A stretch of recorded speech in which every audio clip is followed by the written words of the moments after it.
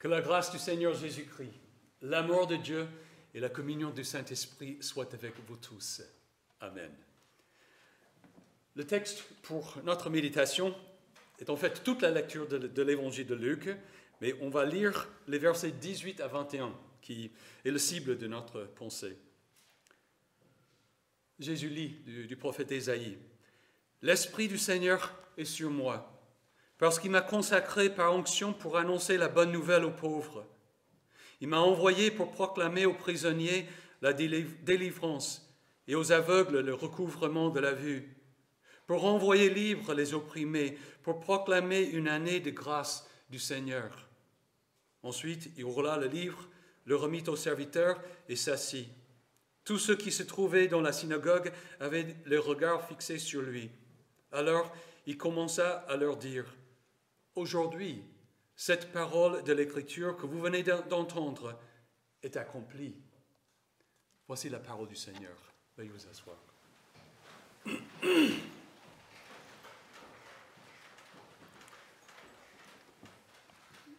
Nous désirons ardemment la justice sociale et le bien-être. Le mouvement des Gilets jaunes et le débat national en France et le grand désarroi provoqué par le Brexit, non seulement en Angleterre, mais dans toute l'Europe, en témoignent. Nous désirons, voire exigeons, la justice sociale et le bien-être. Nous pensons que ce sont des droits. Mais nos conflits sociaux et le désarroi politique mondial sont autant de preuves que nous n'avons pas encore découvert le moyen d'établir et maintenir la justice et le bien-être. Et en fait, que nous ne le découvrons jamais. Heureusement que notre Créateur nous a fait annoncer la bonne nouvelle que nous cherchons. C'est Jésus, revêtu de l'Esprit de Dieu, qui apporte la justice sociale et le bien-être tant désirés. Ce sont les dons de Dieu, accordés par l'intermédiaire de Jésus-Christ, par le moyen du renouveau qu'il accomplit en nous. Les gens de Nazareth étaient comme nous. Ces gens de la campagne galiléenne désiraient la justice sociale et le bien-être. Et puis un jour, Jésus, un jeune homme de la ville, déjà remarqué, prend la parole dans la synagogue. Il lit ce texte du prophète Ésaïe et puis déclare à l'étonnement de tous: « Aujourd'hui, cette parole de l'Écriture que vous venez d'entendre est accomplie. » Qu'a-t-il donc annoncé? Que signifie sa parole? Jésus annonce surtout deux choses. D'abord, il annonce qu'il est lui-même l'envoyé de Dieu. L'Esprit du Seigneur est sur moi parce qu'il m'a consacré par onction. S'il y a quelque chose qui sépare Jésus des masses, c'est le Saint-Esprit. Luc vient de raconter le baptême de Jésus. Nous l'avons lu il y a 2 semaines. Il note que, pendant qu'il priait, Jésus, le ciel s'ouvrit et le Saint-Esprit descendit sur lui sous une forme corporelle, comme une colombe. Et une voix fit entendre du ciel ces paroles: « Tu es mon Fils bien-aimé, tu as toute mon approbation. » Ensuite, Jésus, rempli du Saint-Esprit, revint du Jourdain et fut conduit par l'Esprit dans le désert, où il fut tenté par le diable pendant 40 jours. Et aussitôt après cela, Jésus, revêtu de la puissance de l'Esprit, retourna en Galilée, et sa réputation gagna toute la région. Il enseignait dans les synagogues, et tous lui rendaient gloire. Et c'est là, dans la synagogue de Nazareth, qu'il déclare que cette prophétie d'Ésaïe est accomplie. L'Esprit du Seigneur est sur moi, parce qu'il m'a consacré par onction. Jésus déclare donc qu'il agit de la part de Dieu. Sa présence est celle de Dieu, son action est celle de Dieu. L'autre chose qu'il annonce est ce qu'il est en train de faire de la part de Dieu. Il m'a envoyé pour proclamer aux prisonniers la délivrance et aux aveugles le recouvrement de la vue, pour renvoyer libres les opprimés, pour proclamer une année de grâce du Seigneur. À l'origine, Ésaïe s'adressait aux déportés juifs en Babylone. Ils étaient des prisonniers de guerre. Certains, le roi notamment, avaient été aveuglés par leurs oppresseurs. Évidemment qu'ils étaient opprimés. Et Dieu a tenu sa parole en faisant retourner en Juda ces prisonniers de guerre. Les gens de Nazareth n'étaient pas si mal que ça, mais leur pays était occupé par les Romains. Et bien sûr qu'il y avait des aveugles et des opprimés. La justice sociale et le bien-être manquaient largement. De plus, tous ces maux pouvaient être ou devaient être vus comme les conséquences du péché et de la séparation d'avec Dieu. Si l'Esprit de Dieu était vraiment présent et actif en Jésus, et on avait déjà entendu parler de lui à Capernaum, alors Jésus pouvait établir la justice sociale et le bien-être tant attendu. C'était une très bonne nouvelle. Pourquoi donc les gens de Nazareth se sont-ils fâchés contre Jésus au point de vouloir le tuer? Parce que tout simplement, ils ne pouvaient pas voir en Jésus, un des leurs, le Messie, le serviteur de Dieu rempli de l'Esprit de Dieu. Ils voulaient bien que Jésus fasse des prodiges, qu'il établisse la justice et le bien-être, mais ils ne voulaient pas se confier en lui. Ils voulaient leur part du gâteau. Fais ici dans ta patrie tout ce que nous avons appris, tu as fait à Capernaum. Ils voulaient bénéficier de Jésus, mais ils ne voulaient pas le suivre. Ils n'entendaient pas la voix du Messie. Le fait qu'ils connaissent Jésus était l'arbre qui cachait la forêt. Le comble a été les deux exemples dont Jésus s'est servi pour dévoiler leurs conditions. Le prophète Élie n'avait pas aidé une veuve juive, mais avait été envoyé chez une veuve étrangère. Et il avait guéri le lépreux Naaman, lui aussi non juif, alors qu'il y avait beaucoup de lépreux en Israël.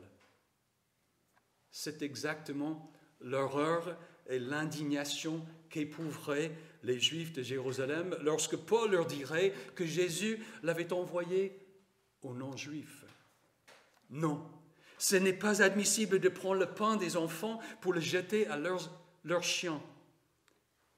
Jésus les avait déçus, les avait trahis. Ils ne pouvaient pas être remplis de l'Esprit de Dieu et ne pouvaient pas établir la justice sociale et le bien-être. Jetez-le donc de la falaise. Une colère irrationnelle, pour nous, oui, mais réelle néanmoins. Ils n'ont cependant pas réussi à le tuer. Jésus passa au milieu d'eux et s'en alla. Par la puissance de l'Esprit, Jésus les a empêchés d'agir et les a quittés. Ils ont donc vu un prodige comme l'un de ceux dont ils avaient entendu parler, mais cela ne leur a apporté aucun bénéfice. Que nous importe tout cela? Nous avons déjà dit que nous désirons la justice sociale et le bien-être.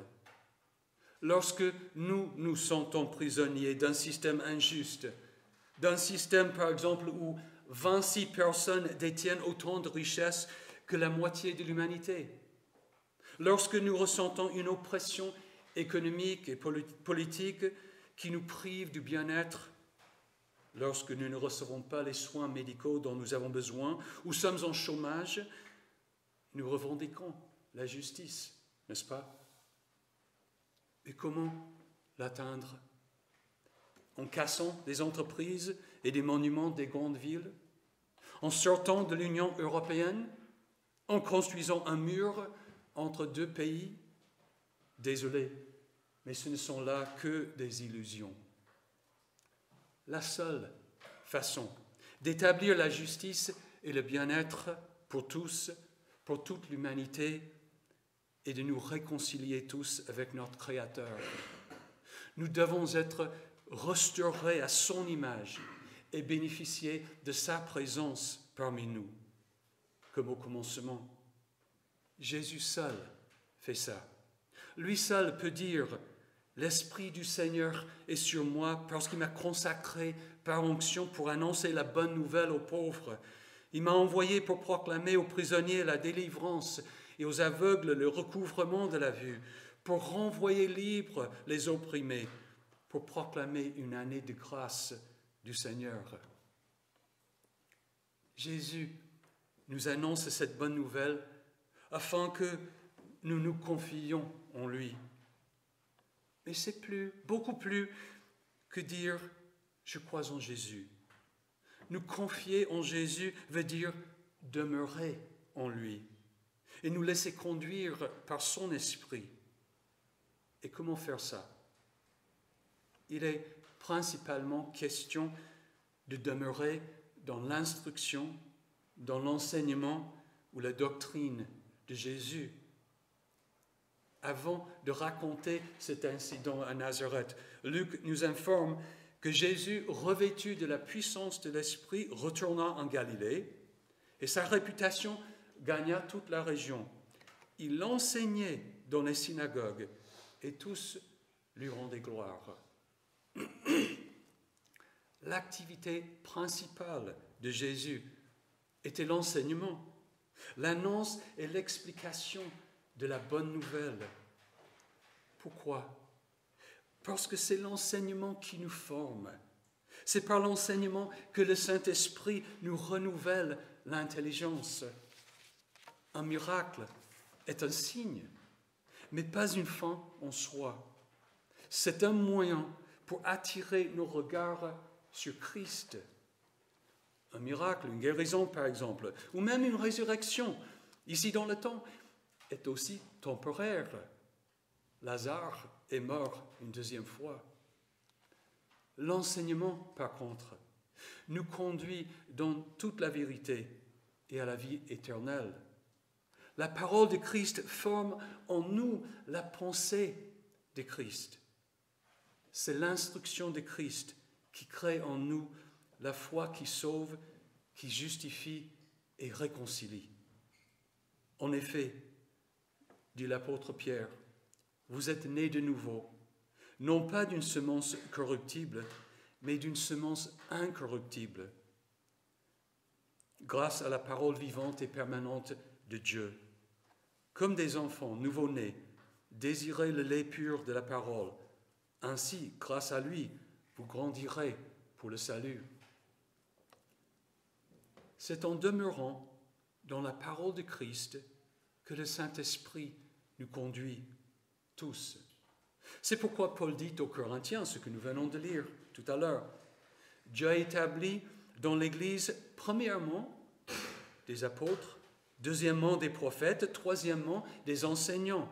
Ensuite viennent des miracles, puis les dons de guérison, les aptitudes à écrire, à diriger, à parler diverses langues.